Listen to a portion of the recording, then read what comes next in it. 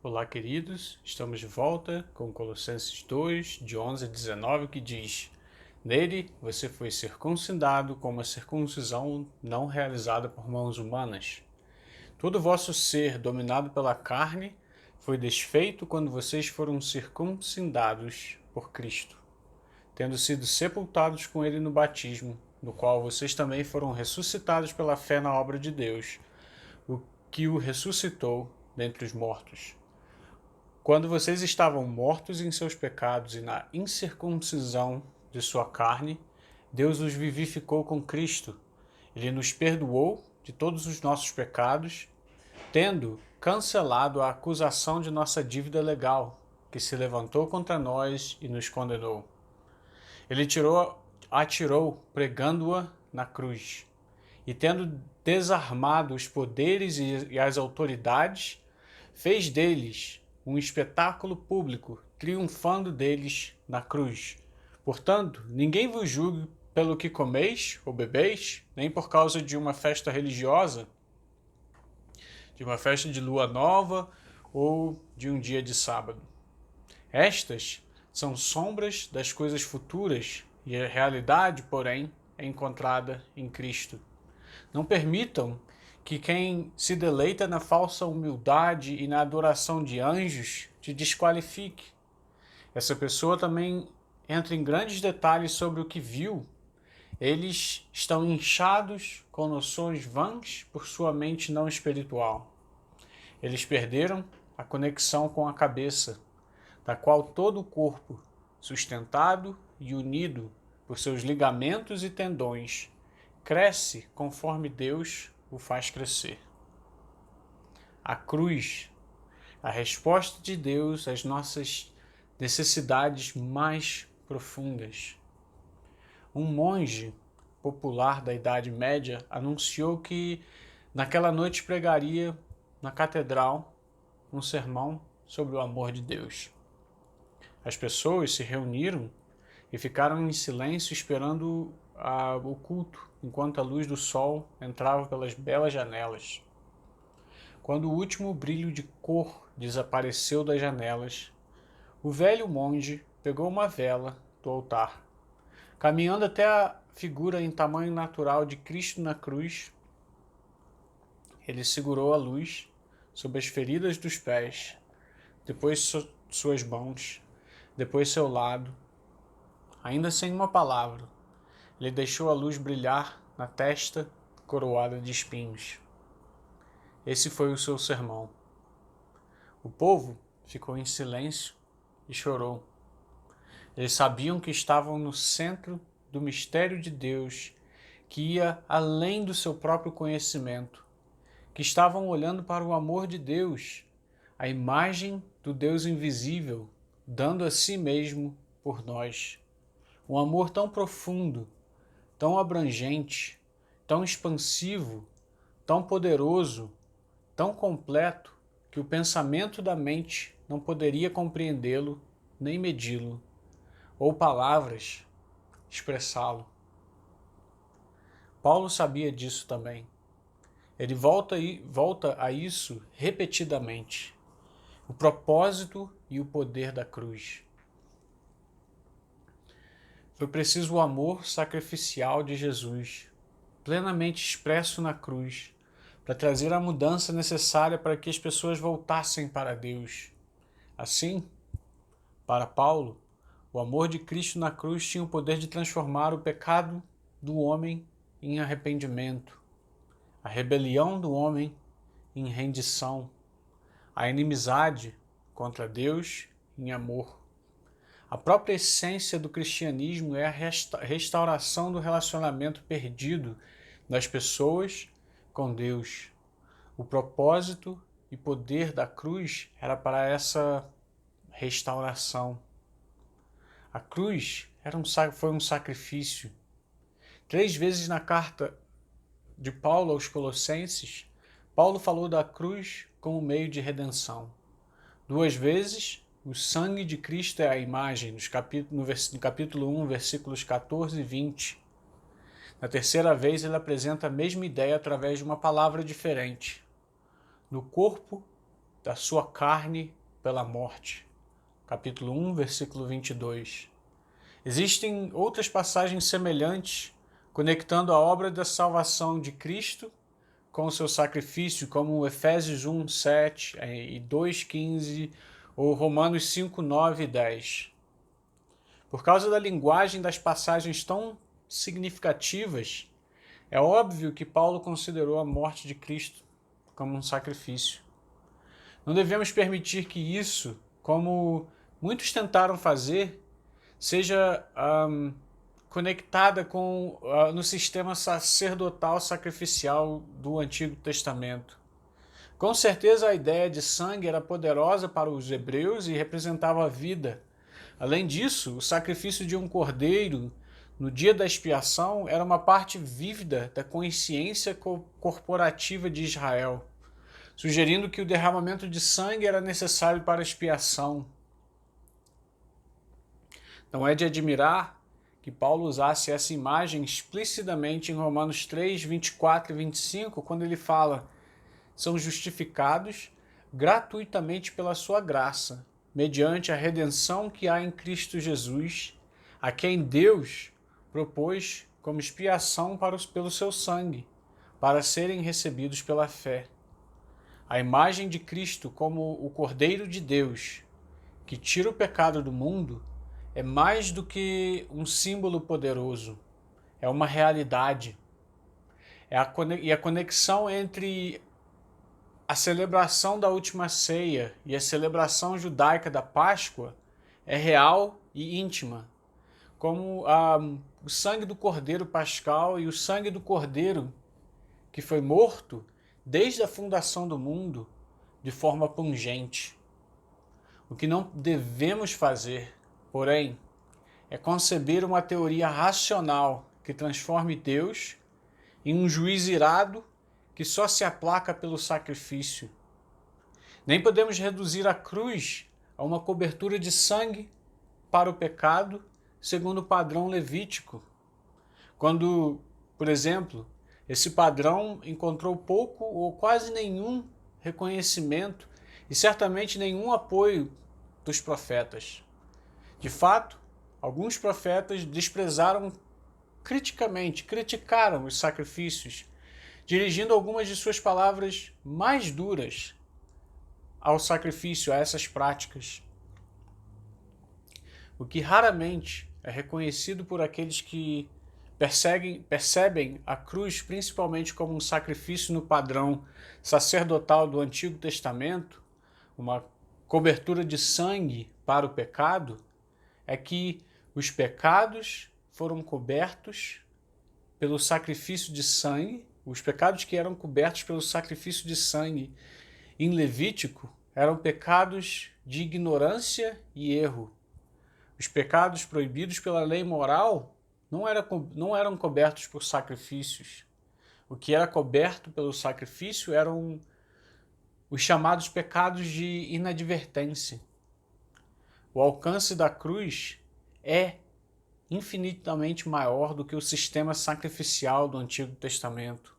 Assim, embora possamos ver na cruz uma aplicação estendida do princípio subjacente aos sacrifícios levíticos, ela era muito mais ampla. O que, então, Paulo tinha em mente quando falou com tal convicção e certeza sobre o sangue de Cristo? Embora agora vejamos por um espelho obscuramente e sabemos apenas em parte, é certo que Paulo estava falando da vida derramada de Cristo na cruz.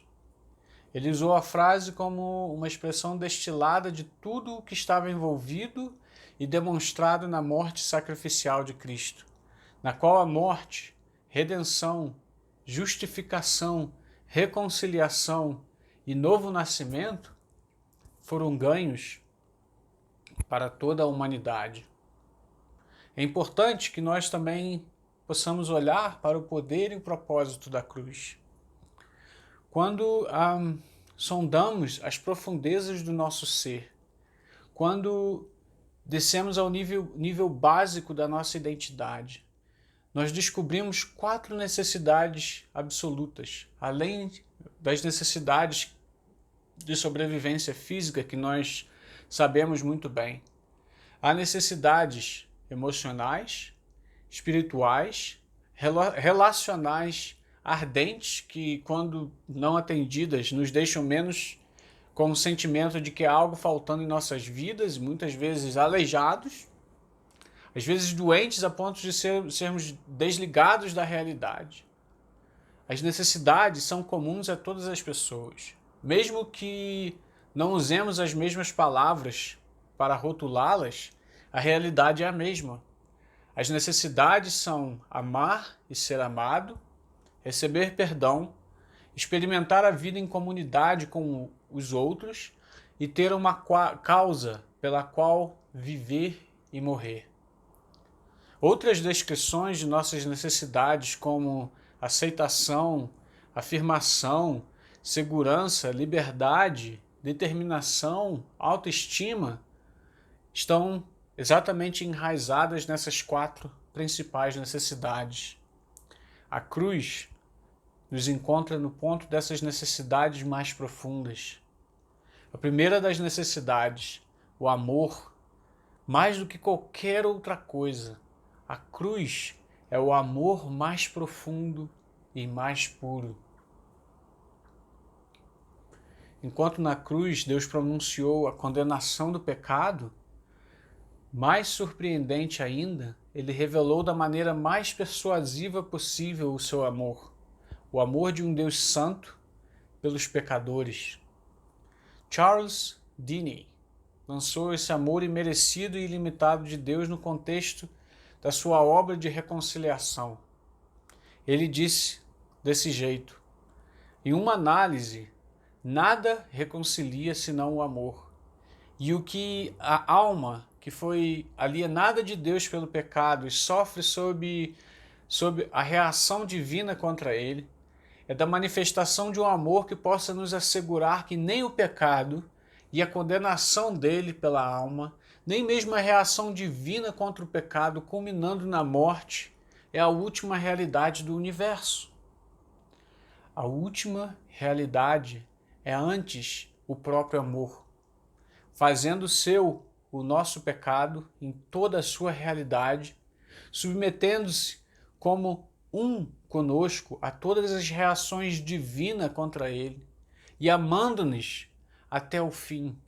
A reconciliação é alcançada quando tal amor se manifesta e quando, apesar da culpa, desconfiança e medo, ganha confiança de nós, pecadores. Um amor como esse exige e desperta um amor que responde. Pelo amor de Deus derramado gratuitamente na cruz e recebido pela fé, somos capacitados para amar os outros e receber o amor dos outros. A segunda necessidade é uma necessidade muito profunda também, é o perdão. Podemos falar, puxa, ele é um bom sujeito e tudo vai ficar bem. No fundo, sabemos que essa ideia de Omar Khayyam está longe da realidade da situação humana. Nós somos pecadores. Podemos não querer ser, mas somos. Há dentro de nós a mesma guerra que aterrorizou Paulo, a batalha entre o bem que eu queria e o mal que eu não queria. Em nossos tempos de introspecção e autoexame, muitas vezes somos levados a chorar como Paulo. Miserável homem que sou. A resposta de Paulo ao seu próprio clamor foi uma afirmação de confiança no perdão de Deus por meio de Cristo na cruz. Cristo Jesus me libertou da lei do pecado e da morte. Romanos 8, versículo 2. Aquele que não poupou o seu próprio filho, mas o entregou por todos nós. Romanos 8, 32. Nos perdoa, nos justifica, nos faz como se não tivéssemos pecado. Nesta passagem em Colossenses, Paulo pinta um quadro gráfico da obra de perdão de Cristo. Ele pregou os nossos pecados passados na cruz. Mas não apenas isso, ele despojou os principados e potestades, versículo 15, triunfando sobre eles. Não temos que ser marionetes ou vítimas de Satanás ou qualquer espíritos malignos, nem temos que alcançar nossa própria salvação, ou mesmo ser intimidados por aqueles que procuram impor regras e regulamentos religiosos aos outros que não estão baseados no sacrifício da cruz e no amor de Deus por nós. Paulo fala: ninguém vos julgue por comida ou bebida, ou por festa, ou lua nova, ou sábados, que são sombras das coisas vindouras, mas a substância é de Cristo. Cristo perdoa. Terceira necessidade é a necessidade de uma comunidade. Nós precisamos pertencer. Esta pode ser a nossa necessidade mais desesperada no século XXI. Todos os tipos de forças se combinaram para destruir a identidade e a unidade da família.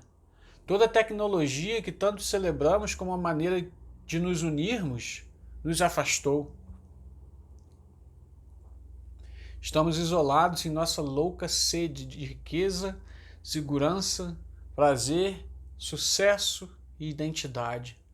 Precisamos de comunidade. O terreno ao redor da cruz é plano.